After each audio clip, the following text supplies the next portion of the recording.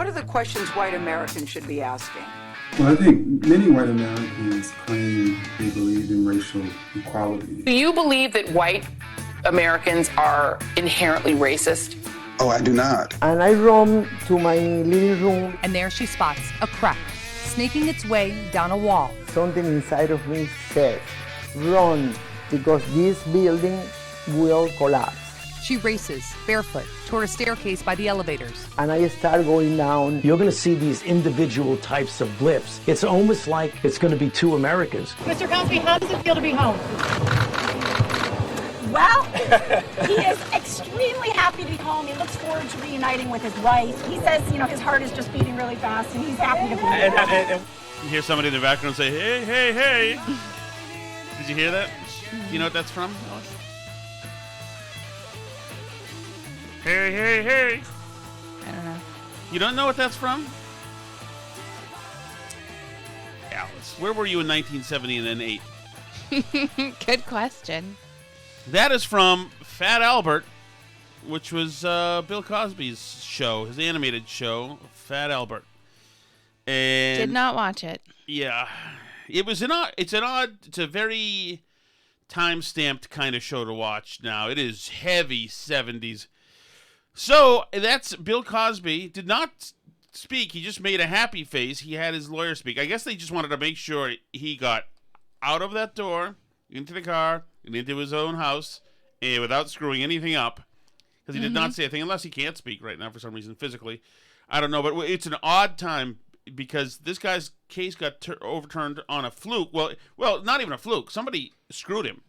I mean, somebody screwed him procedurally. Right. So he had testified in the civil case against him on the condition that they would not bring a criminal case against him. And then they brought a criminal case against him and used that testimony that he had given in the civil case on the understanding that he wouldn't be charged criminally. So the person who did that, I believe, is Indeep Kimchi. Because they did it just 12 days before the statute of limitations expired on being able to bust him criminally. Mm-hmm. So they got it in there in a hurry. And then, some audio was discovered? No, I think it was his testimony from the civil case. No, what I'm saying is that how did they find out that promise was made? I'm not sure. I think they found. I thought they. No, because this isn't recent. Like that was the understanding at the time too. But it wasn't put in writing. You're right. But they knew this. But they had kind of said like, well, we don't have to stick to it. Basically, is my understanding. I see. Okay. I could be wrong. But this is one of the things his lawyers argued anyway, and they did eventually overturn it. I mean, I think he probably deserves to be in jail. But, I also think that the ways that we handle testimony and evidence are really important in the justice system. And so, I think it's worth preserving those standards of how we treat people in criminal trials and how we use testimony. They also let other people testify as MO, which, I don't know if you've heard over the Murder on the Millennial Express podcast, you've heard my sister talk about this on there, that you can't usually in trials bring in, testimony about other crimes that people have committed other than the one that you're talking about, unless it provides evidence of a modus operandi, right? Mm-hmm. So you can't, but a judge doesn't have to bring it in if it's going to be more prejudicial. So they brought in a lot of other women saying this, but, there really is a question about was that actually more prejudicial and just to make them lock him up and throw away the key, or was it actually to show an MO? So there was some question about that as well. But the reason why it got turned over was this thing about the criminal versus the civil. So this case. puts us in a very interesting time in the world now, Alice. Mm-hmm. Because Bill Cosby in the 1980s was a national hero. Yeah, America's dad. And this is a guy who had a career since at least the 60s and into the 70s. And then it seems to me kind of went away or was in the back burner. And then he came out with this comedy routine that played on HBO or something called Bill Cosby Himself. It was a one-man show, and he just talked for like an hour and 40 minutes or something about being a dad and a parent, whatever. And the Cosby Show was written, the first episodes, right off of that. His jokes were used in the show, et cetera, et cetera. And the Cosby Show, and people loved, me and my dad, my brother, we loved the Bill Cosby Himself special, and you couldn't get away from it. I remember it being in a plane. Maybe it was when we even like flew to London or somewhere we flew to, and they were playing it on the plane. And I thought, well, this is great. I get to listen to him. He was so good, and then that show was so good, especially initially, and it was revolutionary because the show was, looking back at it now, it was absolutely a conservative value show. Right. Totally. He was still funny. She still was a powerful woman, a feminist. You know, he's a doctor. She's a lawyer. Powerful. The kids are, normal, good, moral kids, but dopes and have to be straightened out constantly. But the show was a treasure. It was so good. And people loved him. And this is kind of visual, but I just want to play a cut from the show. This is when a friend of the family, a kid who pines after one of his daughters comes over, and Mrs. Cosby offers him, or Mrs. Huxtable in the show, Mrs. Huxtable offers him coffee. Now, he comes from, for some reason, even though his kid's only about 16, he's got antiquated views on gender roles. How you doing, Alvin? Hi, Dr. Huxtable. How are you? Thanks for letting me in. It's okay. Hi, Mrs. Huxtable. Hello, Elvin. Is Sandra ready? Well, not yet, but she'll be down in a little while. Would you and Dr. Huxtable like some coffee? Coffee? Yeah, coffee. You mean you're gonna get it? Yes? You're surprised? I'm sorry, Mrs. Huxtable. I didn't think you did that kind of thing. What kind of thing? Serve. Serve whom? So, meanwhile, Mr. Huxtable, Bill Cosby, now has his head in his hands. He realizes the naive kid has fallen into a bad, not trap, but he's unfortunately gotten himself into a corner. Mrs. Cosby, of course, is now getting agitated because the kid, it's a gender role thing. I'll leave it alone. Serve him. Oh, serve him! As in serve your man? Well, yeah. Let me tell you something, Elvis.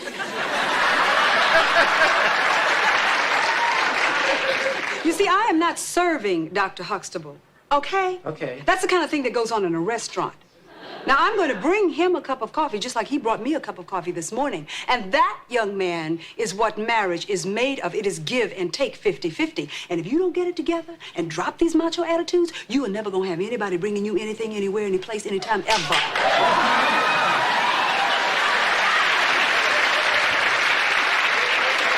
Now, what would you like in your coffee? Maybe I could get you some coffee. Oh, well, that's all right. I don't mind getting it, but thanks for offering. She walks into the kitchen.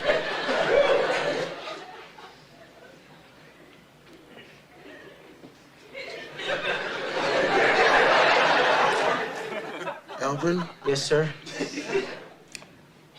when she brings the coffee back, if I were you, I wouldn't drink it. And that's the kind of thing, the way that show was. It was legit funny with lessons. And in the Cosby Show, the show centered, it was a telling of a different black story as well, an American story. That, once again, she's a lawyer, he's a doctor. His dad, I think, was a retired jazz musician. They bring in all these famous jazz musicians. Cosby was into jazz to have cameos and guest stars on the show, and they play jazz, etc. It was a show where you were educated during the show. It was certainly centered around, morality, etc. It was ultimate nuclear family, totally nuclear family. The kids had to be straightened out. When the kids got out of line, the wrath of the mother was exacted on them. It was just a lovely show. It was beautiful, and it was the ratings leader through the roof on Thursday nights, and it was the best thing around. Absolutely, and people loved Bill Cosby, and it was just the show was a treasure of a show.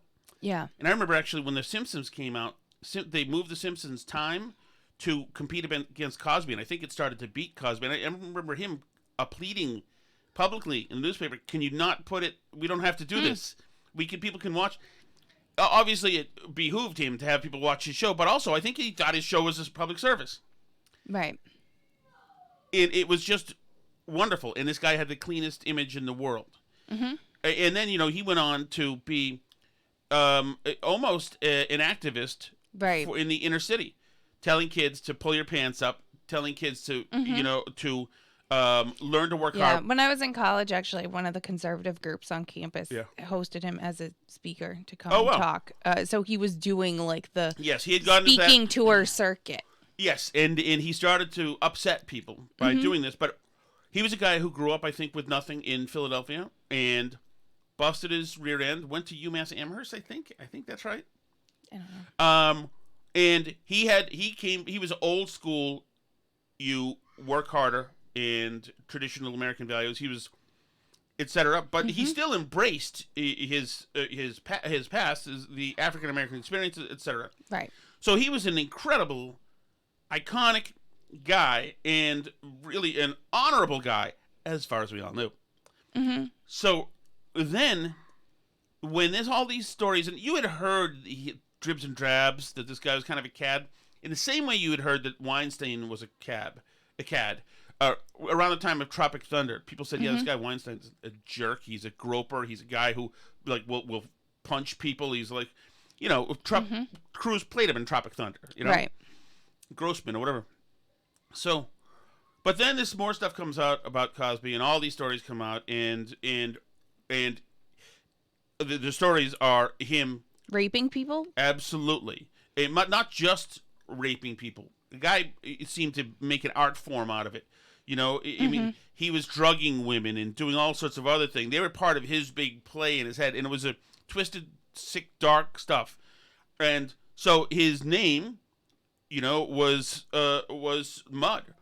And right. They stopped playing the show everywhere. I mean, it just was over. Everything was gone. It was over. Absolutely. The most revered guy in the country became the most despised, right, and reviled. Is that reviled the word?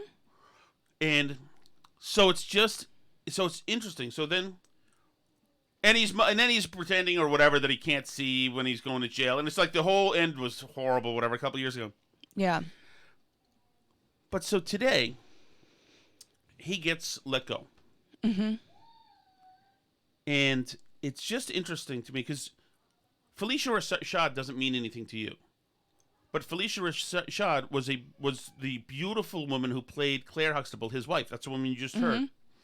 I remember in the 80s thinking that she was probably one of the top 5 beautiful women on the face of the earth. She was just gorgeous, and she played this lovely and strong and ass-kicking wife on the Cosby Show, etc.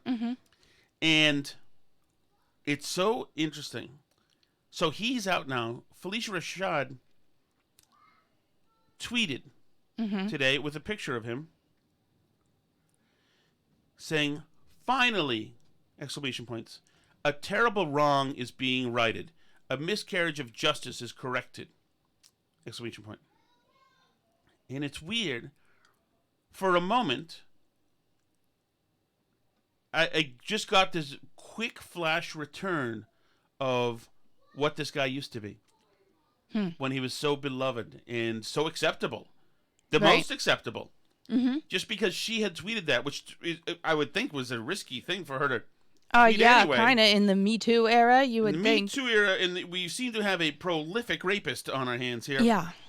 But it was just odd to see it. I've never had this particular sensation before when she, for a second, brought him back for a moment just on social media, and you remember what his old brand was, or I remember what his old brand was. People my age would remember what his old brand was, because people my age loved this guy, and and then divorced him when the rest of the world did. Said, okay, I guess my kids won't be watching that. But it's interesting. It's interesting. So hey, let me ask you a question. Yeah. Would you let our kids watch the Cosby Show?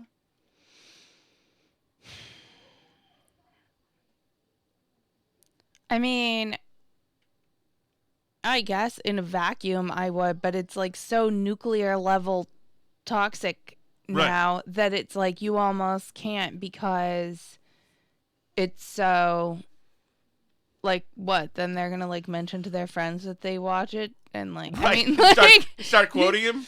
Yeah, like I just feel like you can't it's all been made radioactive. You just can't do any of it. We used to watch, I didn't grow up watching The Cosby Show, but we used to watch Seventh Heaven. And the dad from that show also turned out to have a problem. Yeah, a pedophile. Yeah. So, I mean, I don't know what it is. But yeah, I think there's something about that in particular and the juxtaposition of that with the absolute wholesomeness of the image of the thing that destroys it more almost. Like I feel like people can still watch Harvey Weinstein movies because they were always like a little more risque or something. Well, and he's not in them. Well, yeah, that too, I guess. But there's something about like, or I still watch Firefly even though what's his name is awful. Who? Oh, the Marvel, the guy who directed some of the Avengers, and you know who I mean. Joss Whedon. Joss Whedon, yes. Yeah, but he's not a pedophile, is he? Or a no, rapist? He's not a pedophile. He's an a-hole. Yeah, but he was. Yeah, he was gross to women. Right, he would beat them, mentally abuse them, kind of. Just yeah. Yeah, I mean, so, but also those things aren't like wholesome family fare, like there's something about it being opposed to like what the reality is that makes it worse to me somehow almost. Right, but it's so, and that's what makes this tough because he was the best family show guy. Right. So Seventh Heaven, I understand that was loved as well, but this was like the Cosby Show was the show of the 80s. Right. He was the best. Somebody you could point to, and somebody teaching kids the right lessons too. Mm-hmm. It's very interesting. They've already maybe another example could possibly be, well, I guess O.J. Simpson. Until I was about 21 years old, O.J. was a former athlete, very funny comedic actor in Naked Gun, and then he killed somebody. Or some people, but it's weird now because he's out there again. Well, right. I mean, but people do. Cosby could be doing comedy soon, and people may go and fill up the clubs. People probably will go and fill up the clubs, to be honest. I mean, and you do have to feel a little bit like because he had taken this kind of conservative point of view, especially as a black man who was saying this to other black people, that there was like a particular joy that it turned out he was doing this amongst some people on the left and that they could put him away. Yes, he did not enjoy some protections that especially in 2021 others would have. Yeah, so I do think there was like a particular thrill that he was put away for some people and that now they're particularly mad that he got out.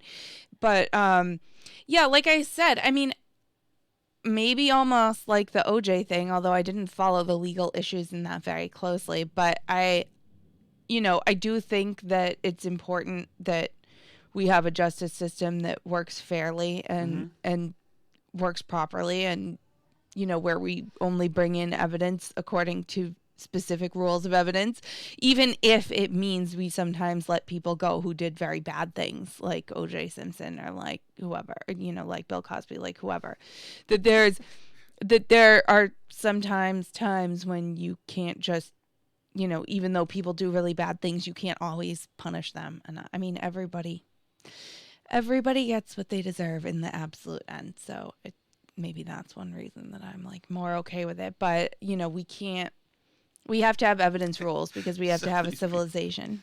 The the responses are... Yeah, people are really mad. Jed Apatow is very mad. He said, Felicia, you should have met the victims. If I were somebody in Hollywood, I would be very careful before singling out somebody's associations with shady people. Somebody said, roofies for everyone. Tasteless. Mm-hmm. Very tasteless. Yeah, she has made some people very, very angry. But you know what? They were friends, and wow. And so that's it. She's standing by him. I don't have a dog in this fight, really. So I'm fine. I do think it's too bad if the show is verboten, but probably a heavy lift at the end of the day. So, Alice, I can't believe I apologize that I screwed up yesterday, the Ibram Kendi stuff to the Burn Barrel listeners. Yes. You guys, I apologize. I screwed up. I didn't complete the story. Mm-hmm. So yesterday we played... Yeah, I had sent Tom 2 parts, and he only did 1. I got 2 parts, but the second part I got was not one that you wanted. So remember, yesterday we played this thing with Kendi with Gail King, asking what white people need to know, and he says that there are 2 things, and then he mentions 3. What are the questions white Americans should be asking? Well, I think many white Americans claim they believe in racial equality. And so the way you put that to the test is by asking questions about racial disparities. So why is it that unarmed black people are killed by police too many times and armed white people are simply arrested? Why is it in Minneapolis that black people are 20% of the population, but 60% of the victims of police shootings? Why is it that the black unemployment rate is twice as high as the white unemployment rate? And there's only 2 answers. Either there's something wrong with black people, there's something superior about white people, or racism. Right, and really that's the point of everything he said, even though yesterday we deconstructed it and it's all easily answered. So the point is racism. That's what he's saying. Racism. Right. So that's the point completely. So now, Alice, tell us what this next clip is and why the difference between them. So we have the 1 clip of him talking about how all the things that white people need to do because of the ways that we prop up racism. And this has been, sort of his thing that he's been doing. This is what he's famous for, is you hire him to tell you about how you're racist, because that's what he does, even though he says he's not a critical race theorist, whatever that is. I guess it's like how Bill Nye, the science guy, isn't a scientist, but, still he claims to be a science guy. Ibram X. Kendi comes and talks to you about how you're racist, but he's not a critical race theorist, technically. Anyway, so then he was on recently with, what's her name? Is it Joy? Joy Reid? Yes. Joy Reid. And so now we're in the middle of this whole ongoing news cycle about how people are not liking critical race theory because, understandably, they don't like being told they're a bunch of incorrigible racists. And so the whole critical race theory industry is in backpedal mode, where they're claiming that critical race theory isn't even a thing that even exists and only lawyers practice it, and they just want to teach about history and it has nothing to do with critical race theory. They don't even know what critical race theory is, and could we please define it? Because they're a little confused. They've never heard that term before. They've literally never heard of critical race theory until just now. So here she is asking him what he thinks about white people. Do you believe that white Americans are inherently racist? Oh, I do not. And indeed, in How to Be an Anti-Racist, I make the case that we shouldn't believe that anyone is inherently racist or that we should identify anyone as a racist. And I make the case that racist isn't a fixed category. It's a descriptive term that describes what a person is being in any given moment based on what they're doing or saying. And so if a person is saying black people are lazy, they're being racist. But in the very next moment, they're advocating a policy that creates justice and equity for all. They're being anti-racist. Okay. That's essentially what we need, right? Do you know? So there you go. So it's gone. Yeah. Where'd it go? White people aren't inherently racist. Although he does say in that same clip that, anyone can be racist one minute and anti-racist the next. And I'm going to take a wild guess that he thinks a lot of us are being racist all the time, even though we're not inherently racist. I mean, like, geez, rip off the concept of original sin a little bit more, you guys. Humans are by nature good, but fallen into sin, and so naturally have an innate tendency to constantly be buried in sin. Isn't this interesting, Alice? Mm-hmm. That as a slow and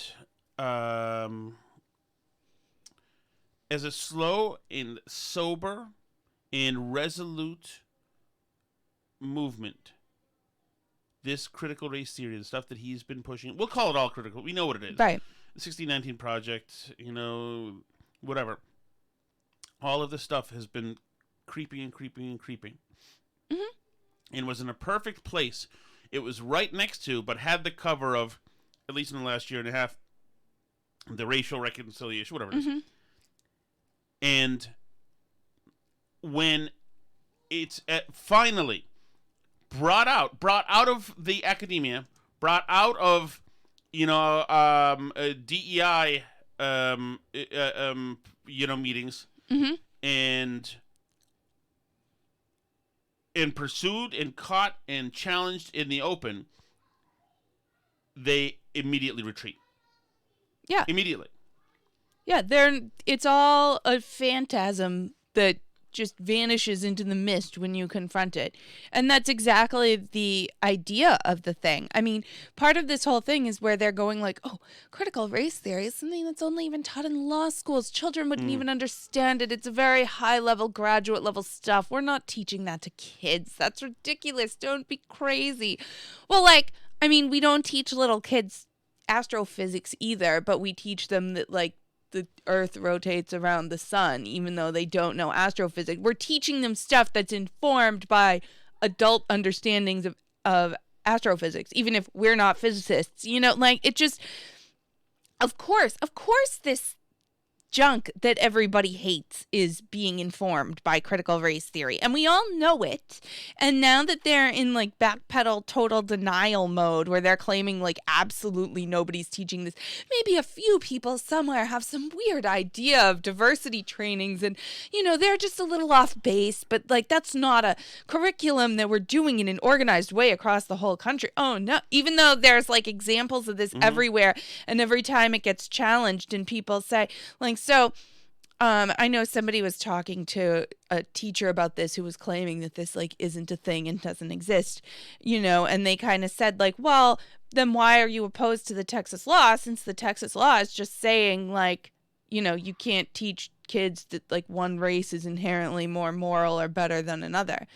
And they were well, because I don't think we should be having laws to combat non-existent problems. And since this isn't even something that exists, okay, good. So we're in agreement. So nobody should be teaching that. So you're actually fine with the Texas law. You just think it's unnecessary because It sounded like what you were saying was the I'm in the wasteful law business. And the Texas... I've never known liberals to actually really be that upset about useless laws before until just now. But apparently it's a really big problem that people are banning actual racism being taught to children in the classroom. And also, you take it and you unearth this critical race theory and all this wacko, niche, ridiculous crap, and you use it, you employ it to turbocharge the anti-cop movement and all this other wild, radical stuff that you're trying to do in the streets, from the statues to the reorg of community resources, etc., all that stuff.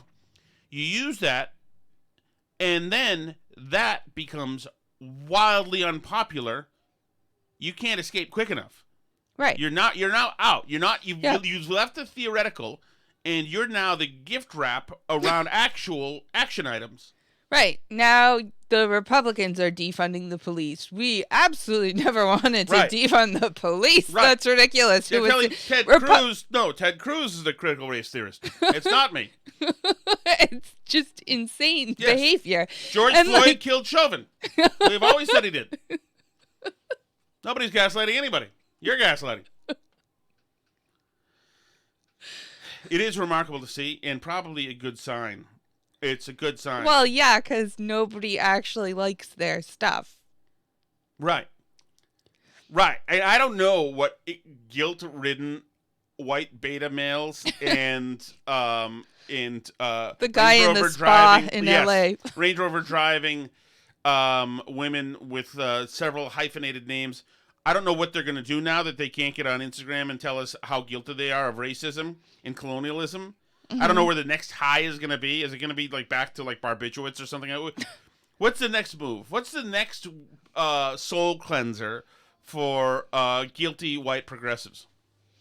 Well, I don't know. I feel like they did the race thing. I mean, I think they're going to keep going on the trans stuff because that's like a big... Yeah, but don't you think, Alice, that there's going to be... I think the trans movement as well, I don't think it wants the Eye of Sauron on it. Because of the, especially the girls' sports one. I know a lot of, like, totally normal, don't really follow politics people, like, who voted for Biden, who are these, like, sort of normie suburban people, and who were upset about the girls' sports stuff. Right. Like, wait, why is Biden letting boys compete in girls' sports? I don't get it. That's where you start. And then there's the other, just the bullying of it. And the false narratives that are pushed. The false,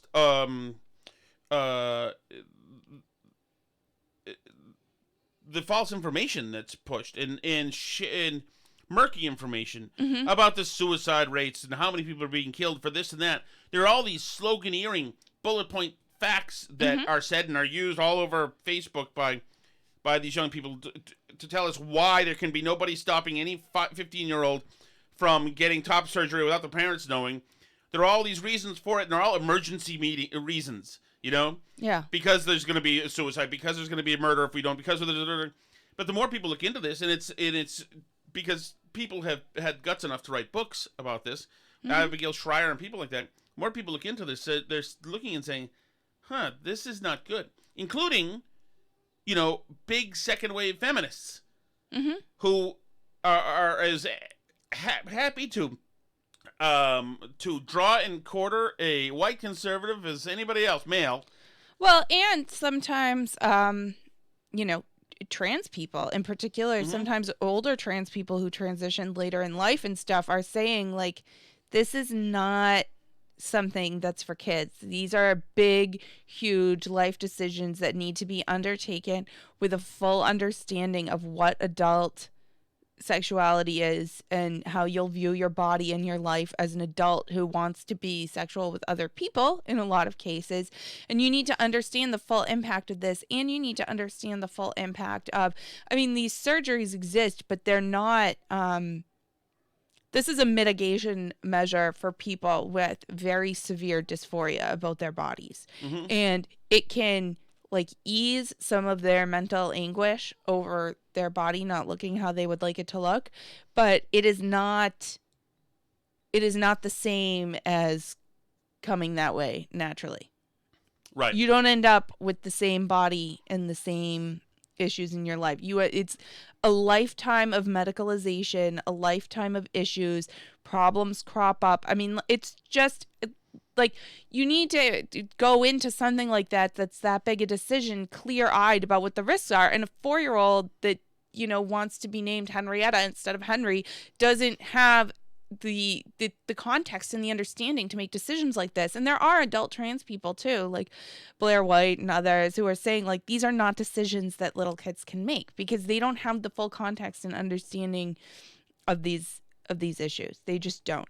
And everybody knows that. Nobody would let a 14-year-old or 15-year-old, 16-year-old make this kind of life decision. Nobody would.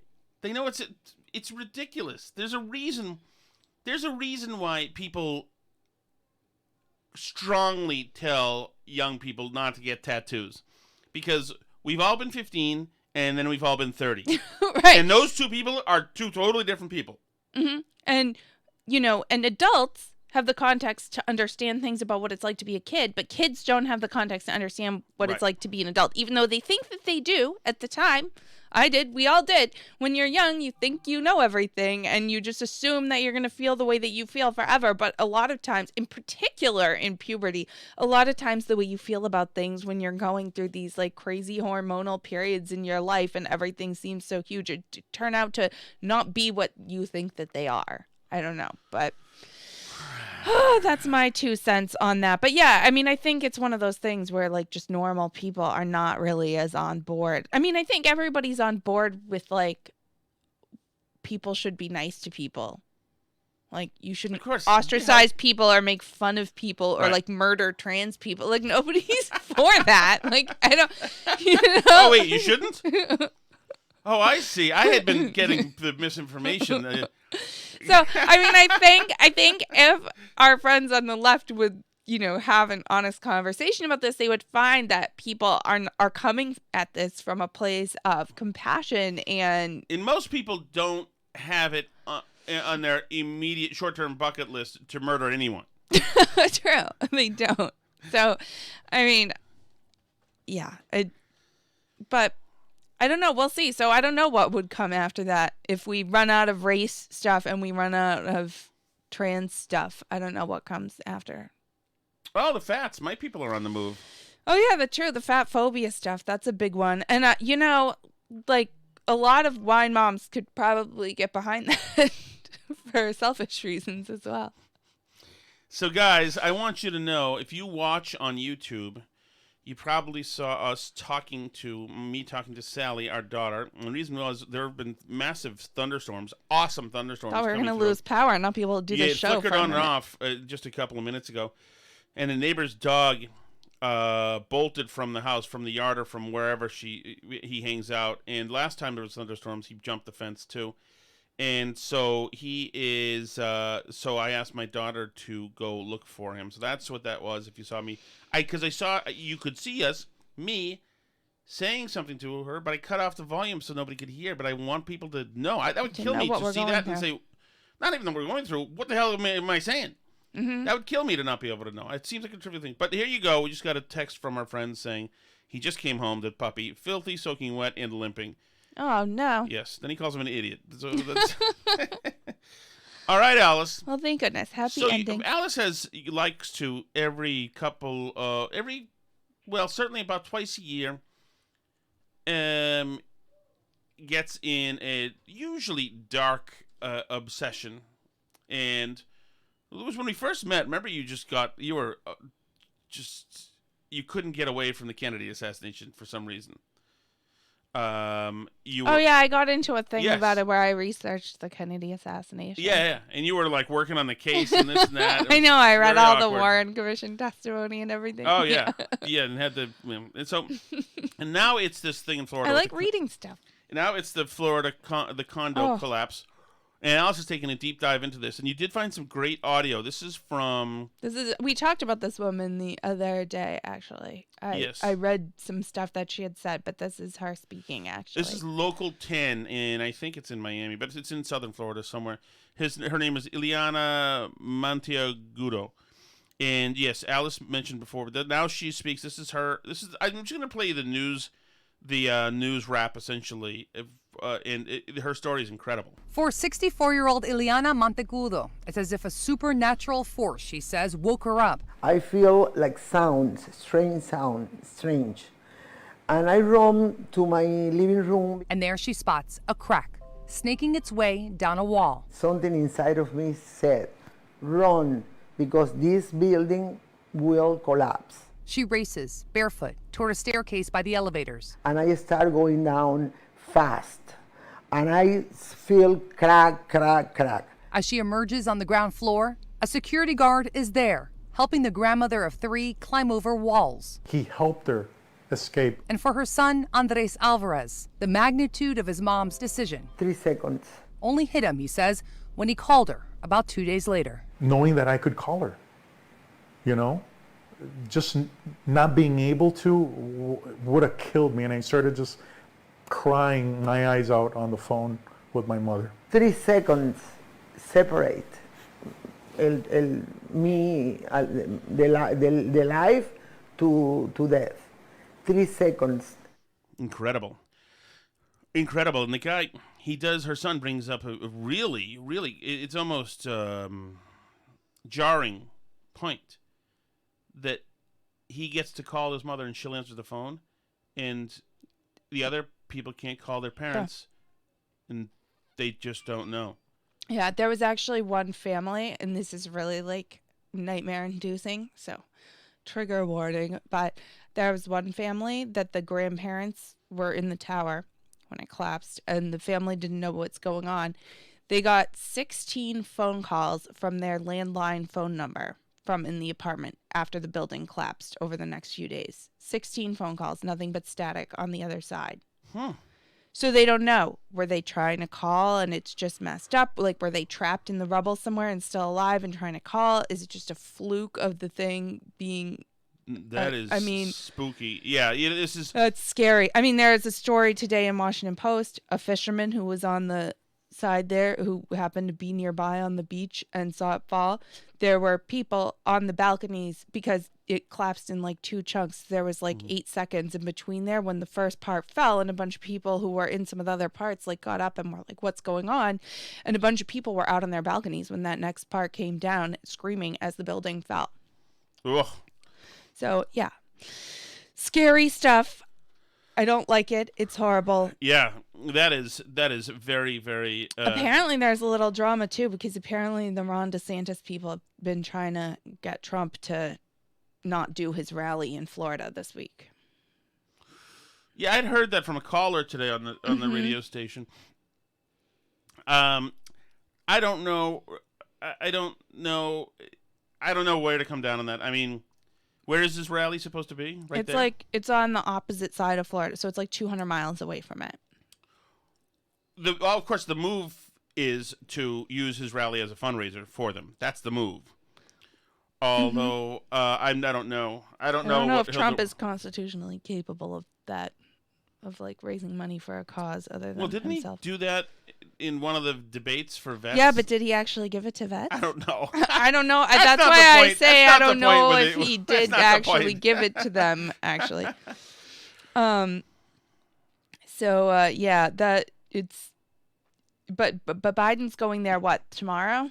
Friday? Tomorrow. Biden right? is going there tomorrow. Yes. He'll be there. Yeah. Well, and then we'll just see exactly, because if Biden goes there and starts talking infrastructure. That would be really gross if he does that. Yes, it would be. So I hope they can not do that. That would be good if they can not do that.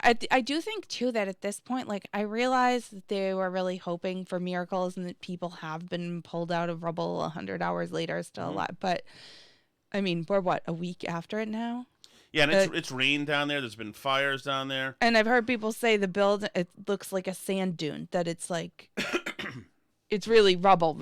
I don't know. They've moved like millions of pounds of concrete now off of the pile looking for people. I think that at this point, they shouldn't be giving people too much hope now at this point. You know what blows me away? Aren't people still living in the third building? In the third section? Oh, no, they're not in the third section of that same building. They took those people out. There's 2 other buildings, which are newer. One that's just a couple years newer, and then one that's maybe like 10 years more newer. Yeah. Also that are, built, that are in that same like complex, the Champlain Towers complex. And they're,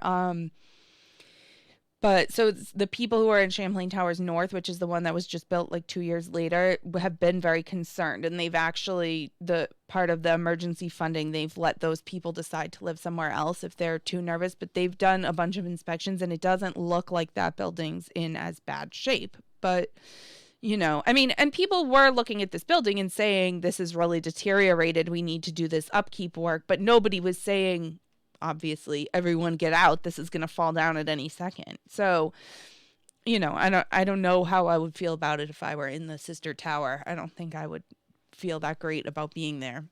But yeah. Oh. But and there's a lot of talk. Somebody did a big thread about how like we need to go after all these HOAs that are allowing people to like not do upkeep on these buildings. Again, we don't know if it's a question of not doing upkeep or if there was like an initial design flaw that caused the building to deteriorate or like what the deal is. We just still don't know that yet. So it's hard to say like, oh, these HOAs always not doing upkeep. So I think there is going to be a push. It's interesting. We talked about how the infrastructure bill is not for condos. None of it goes to fixing old condominium buildings. But It is going to be interesting to see. I do think we're going to see a push to force HOAs in condominiums to do more upkeep, to collect and set aside more money for upkeep and things like that after this. If a sort of policy push comes out of this, I think it's probably going to be something like that. What would happen? To force HOAs, like by law, for example, to make, so you have to pay condo fees, right? Mm-hmm. To go into a fund to use for repairs and upkeep.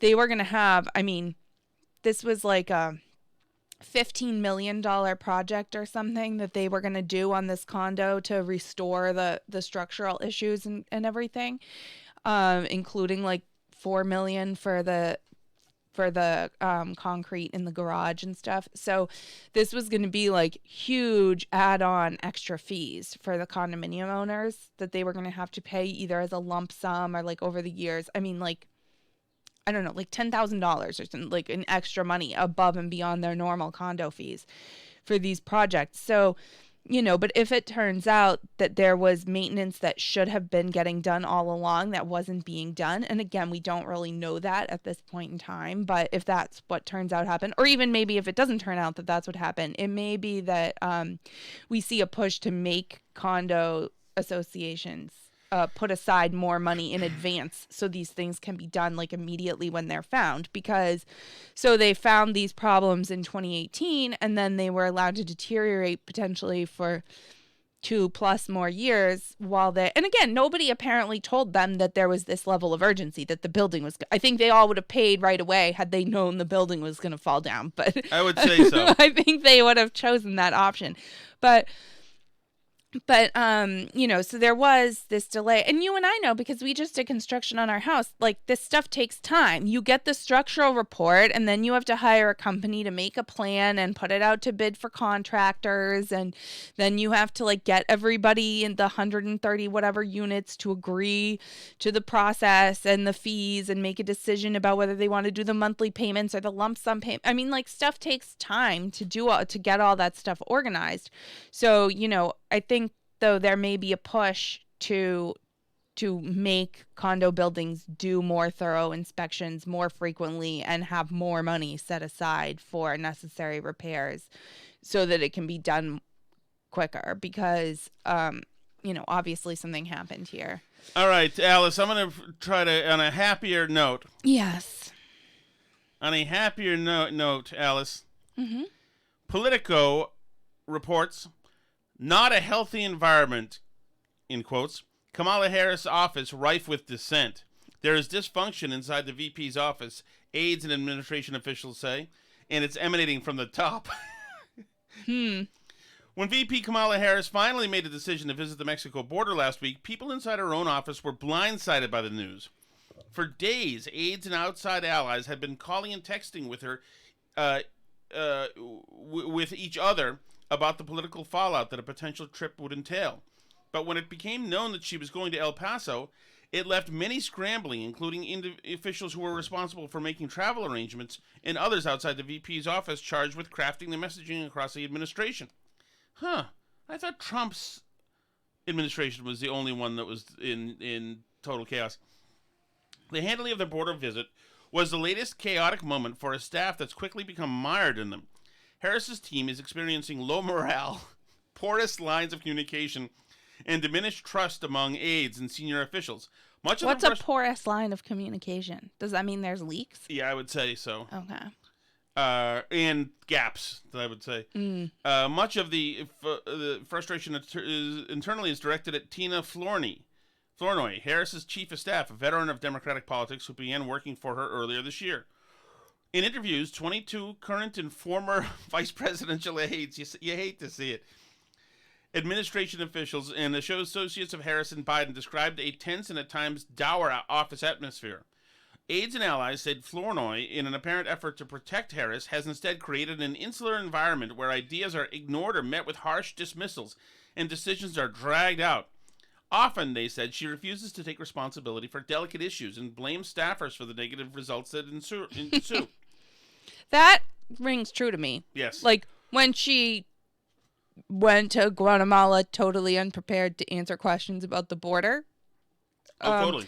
that you have to think that there were people who were saying, like, okay, so they're probably going to ask you why you haven't been to the border. Yep. And she ignored them and then probably went back to the office after those disastrous interviews and yelled at everybody. That's right.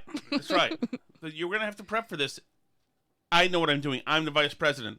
Why haven't you been to the border? I haven't been to Europe either. Okay. Why didn't you guys give me something to damn say? I love it. While much of this is aimed at Harris's chief, 2 administration officials say the VP herself also bears responsibility for the way her office is run. It all starts at the top, said one administration official, who, like the others, questioned anonymity. Yeah, good thought. People are thrown under the bus from the very top. There are short fuses, and it's an abusive environment, said another person with direct knowledge. Oh, this is too good. It's not a healthy environment for people, and people often feel mistreated. It's not a place where people feel supported, but a place where people feel treated like bleep. The dysfunction the VP's ranks threatens to complicate the White House's carefully crafted image as a place staffed by a close-knit group of professionals working in concert to advance the president's agenda. It's pronounced enough that members of the president's own team have taken notice and are concerned about the way Harris staffers are treated. Simone Sanders, senior advisor and chief spokesperson for Harris, pushed back against the complaints and defended Flournoy, saying she, quote, has an open-door policy and that all black women like me would not have the opportunity to work in politics without Tina. Yeah, that's not too defensive at all. She cites the critics saying people are cowards to do it this way. Oh, that must suck having people leak stuff about you. Oh, here we go. Listen to what she says. We are not making rainbows and bunnies all day. What I hear is that people have hard jobs, and I'm like the welcome to the club, Sanders added. We have created... Wait, is she talking about the staffers? Wow, she is, isn't she? We're not making rainbows and bunnies all day. What I hear is that people have hard jobs, and I'm like, welcome to the club. That sounds like a really healthy work environment. Totally. That's good. That's what I want to hear from my boss. And I'm like, wow, this environment's really abusive. Sounds like your job's hard. Do you know what I'm going through? I have had bosses like this. Sounds like your job's pretty hard. Yeah. Welcome to the club. Like, okay, maybe this isn't the place I want to be working. Jeez. We have created a culture where people, if there is anything anyone would like to raise, there are avenues for them to do so. Whoever has something they would like to raise, they should raise it directly. Talk about somebody who should have talked on background. But no, she's a rip bleep. Harris and Flournoy's defenders also note that the women in power, black women in particular, are subjected to standards that men often don't have to clear. Right. A tough and demanding office environment may be seen as a virtue for one and a sign of disorder and lack of leadership acumen for another.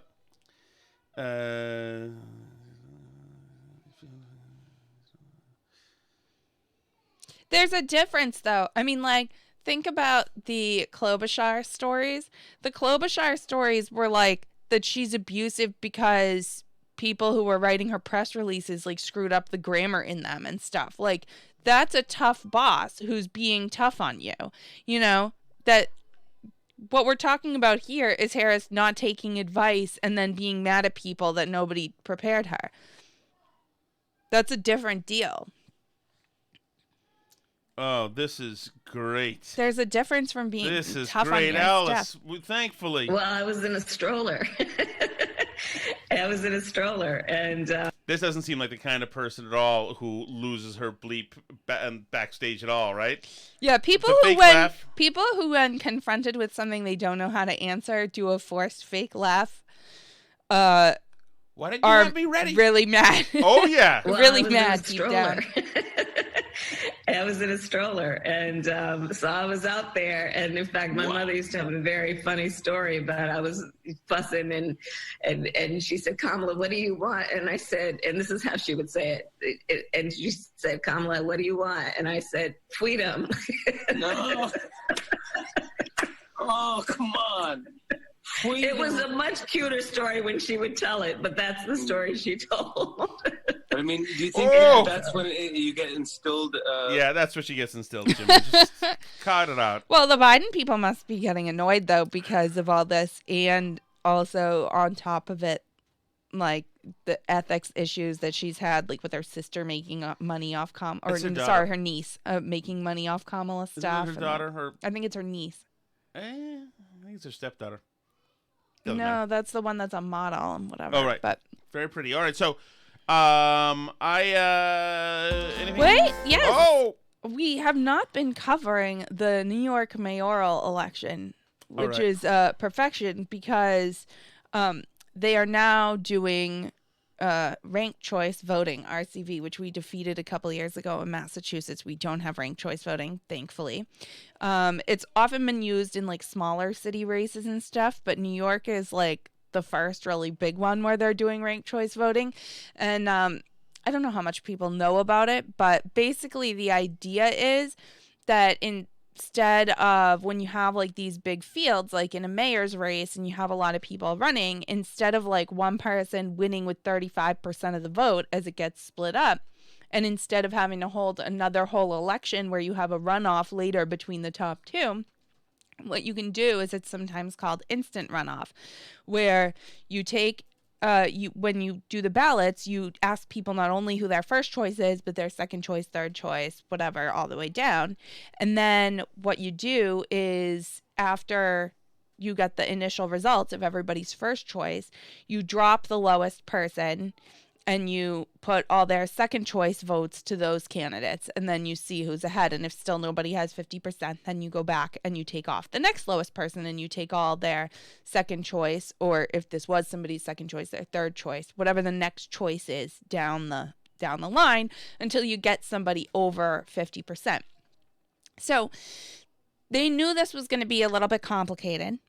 So they were already preparing people like not to expect the results of the mayoral the same night, and they were kind of like hedging, knowing that this was maybe not going to go well.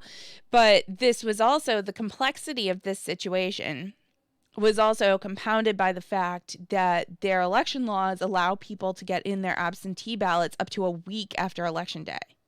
So they don't even have all the ballots yet. They can't even tally what people's first choices are, and they're already like doing projections of what it looks like with the second choices if you just have the ballots you have and this and that. So Eric Adams, who's kind of this like conservative Democrat, I think he actually used to be a Republican, but he's a black guy who's sort of an old school Democrat in New York. He came in first choice votes on election night for what they had then at that time. Now, we're a week out. They've been tallying some other stuff as they do, and there's people gaining on him. So one is somebody Garcia, I forgot her name, and then the other one is Maya Wiley, who's sort of the AOC endorsed, like super progressive, defund the police candidate.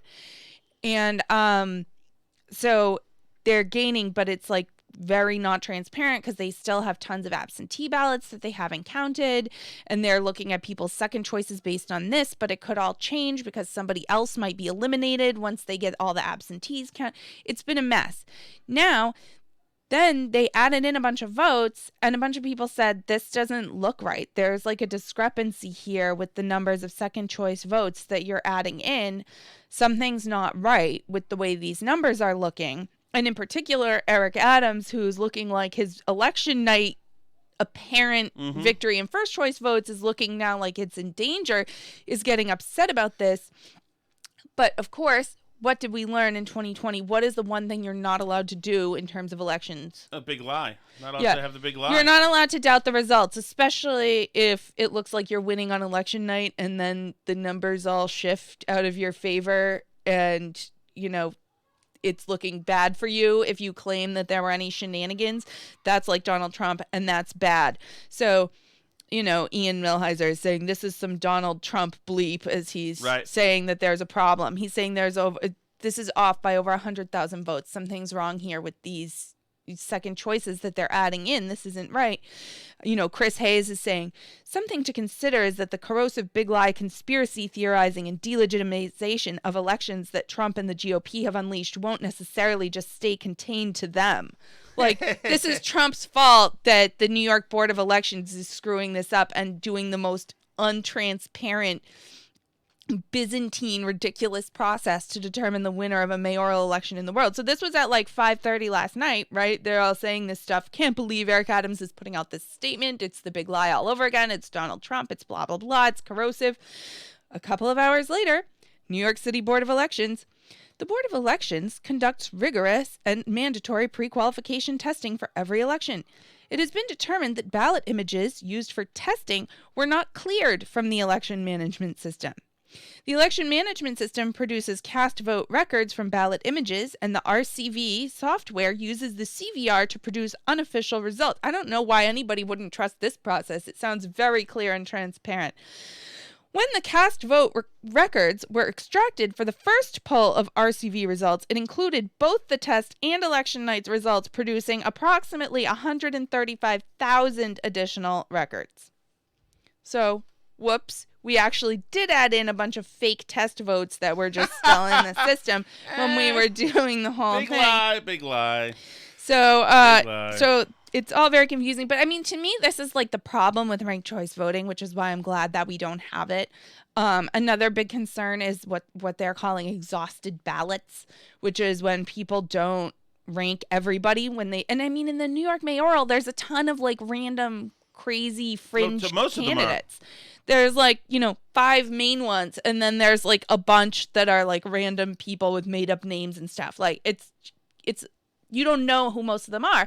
So if you don't rank everybody, or you don't know, or you just put one, like your vote doesn't end up getting counted in the runoff, when actually if you had a real runoff election with like the top 2 finishers later, then you probably would have found out more about them, and you might have had a preference in the runoff, But people don't really understand ranked choice voting that well, which of course the pundits are just mad at people for not bothering to be up on these obscure election procedures and exhausted ballots and, cast vote records and RCV software and whatever. Like that's our job to know that. I just want to go and vote for who I want to be the mayor. Like, is that so much to ask? I think that this is really toxic, and if you don't like, I love it, Alice. Let's celebrate it. Well, if you like transparent, clear election results where everybody's confident that the votes were counted and we know who won, preferably pretty soon after the election, ranked choice voting is a bad way to go. I think New York has actually demonstrated that for everybody. So I think that's the big takeaway here. Can I hit the button now? You can hit the button now. It's fine. For more rants on electoral politics, you can follow us on Twitter. That's Burn Barrel Pod. I'm Alice Shattuck. He's Tom Shattuck. You can also email us, burnbarrelpodcast@gmail.com, or find us at burnbarrelpodcast.com. We're also at facebook.com/burnbarrelpodcast or Burn Barrel Podcast on Gab and Parler. You can check out our YouTube channel. That's Tom Shattuck's Burn Barrel, and comment on the videos there, like them. Leave us a review on Apple Podcasts. Supposedly that's good. Thank you so much, as always, for listening. We appreciate it.